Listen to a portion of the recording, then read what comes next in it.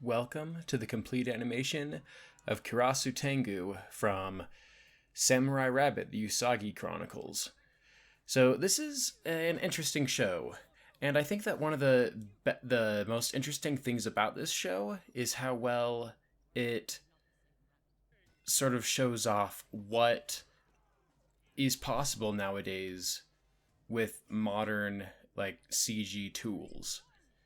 Cuz on a purely technical level, with the textures and the shaders and the lighting, this is a surprisingly competently animated show with, pretty appealing visuals, just on a purely technical aspect. And I think that the fact that a show of this budget and things is able to have that, I think is just a testament to how far technology has come.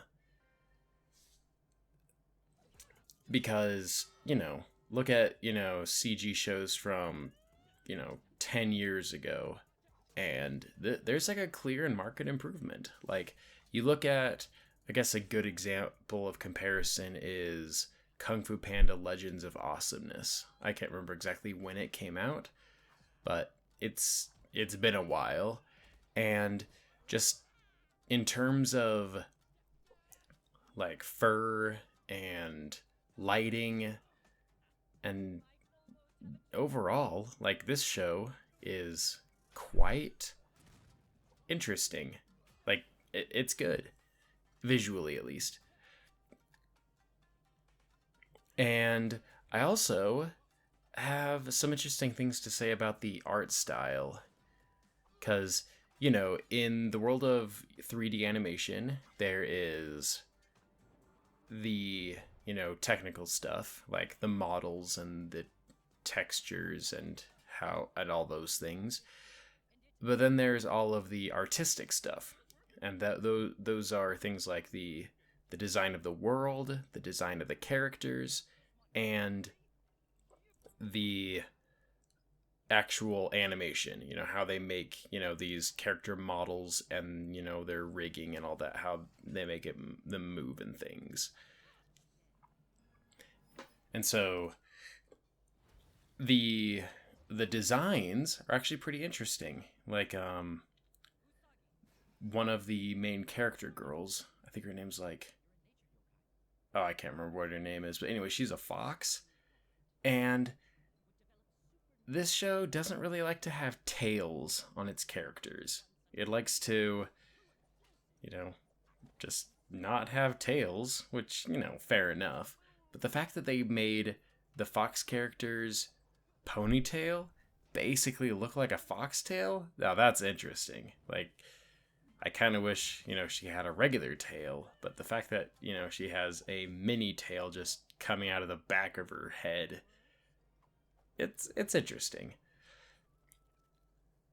But the reason I chose Kerasu-Tengu to make the complete animation of is because I think that her character design is the most interesting. She's supposed to be some sort of a ancient Japanese demon or something. Not exactly sure exactly what they all are, but basically a creature, a monster from another dimension or something. And her, just, it's really interesting. She's like a walking bird. She doesn't have wings, except for when she does, they're like a metal construct. And yeah, it's just really interesting. Her legs are just full of joints and things. I think that if it was an actual bird, she'd be missing a joint. Yeah.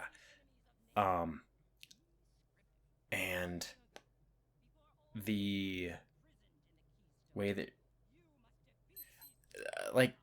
one of the things that the show does with Kerasu-Tengu is there's always a bit of a challenge with animating a bird mouths. You see it in The Lion King with Zazu. You see it in Chicken Run. You see it in Storks. It's birds' mouths are not super conducive to things like speech and emotions like smiling or frowning. It it's like real birds, their beaks, they are just solid things. Basically, they can open and close and do like, a little bit of movement with jaws and things. And so the way that most animations tackle that, they fudge it a bit. Um like one of the ways that they fudge it is they give birds teeth behind their beaks, and birds do not have teeth. And sometimes it works, sometimes it looks really weird, and sometimes it's in a weird middle ground where it seems a bit strange sometimes, and when you think about it, and other times it works. Yeah. So, interesting thing that they did with Kerasu-Tengu is she has no teeth, but her beak mouth is very mobile. Like it's supposed to be, a hard bony structure, but she like it moves around a ton. And I think that's a good middle ground for dealing with a beak. But let's talk about the story of this show. Um, it's I'm sure I'm not alone, but I am kind of over the whole storyline of young person training to become a great warrior. It's like, it's a very common story arc where, someone wants to become a great warrior, but they're not a great warrior. And so you have to see them, grow and develop and become one.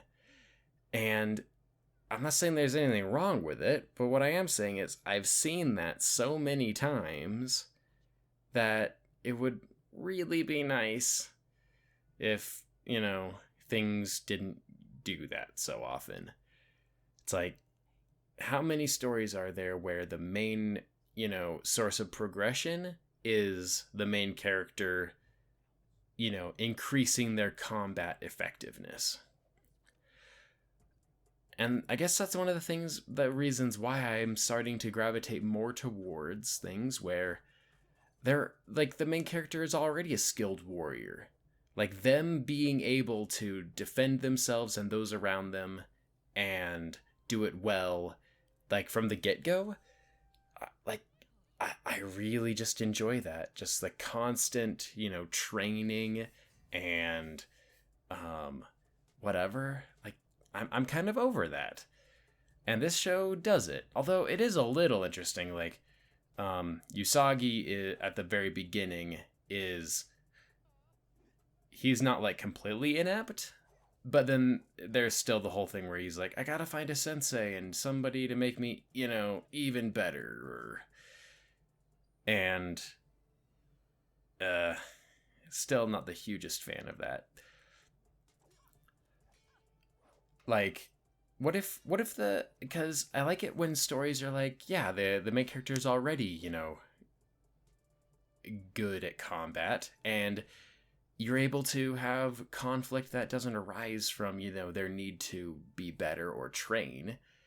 Like, the conflict is them dealing with other things, and it's just a given that they're going to be good in combat. Like, take the Lord of the Rings. Aragorn, Legolas, and Gimli, skilled warriors the entire time. Them being better warriors, or them, not being good enough warriors, never comes up in the entire story. Like, they are skilled fighters the entire way through, and there is still a compelling narrative. Because even though they're skilled, they're not invulnerable and they can't do anything. So, yeah, like, I think that's the thing that I wish more shows would do. You're already skilled, and increasing your power level has nothing to do with the story. But, I really like the design of Kerasu-Tengu. Just really long legs with more joints than usual. And, like, she's pretty well animated, too. Character-wise, she's, like, kind of weird. She's, like, the super skilled creature who kind of is just silly in how no nonsense they are. Yeah. I think I'm more a design of her visuals than of her as a character. But yeah, so do I recommend the Usagi Chronicles? Why not? I mean, if you already have Netflix, it's no skin off your back. And yeah. Hopefully the second season is better. That's my hope. I hope that the second season of this show is better and is able to not be all about increasing the power level of the main character. Thanks for watching.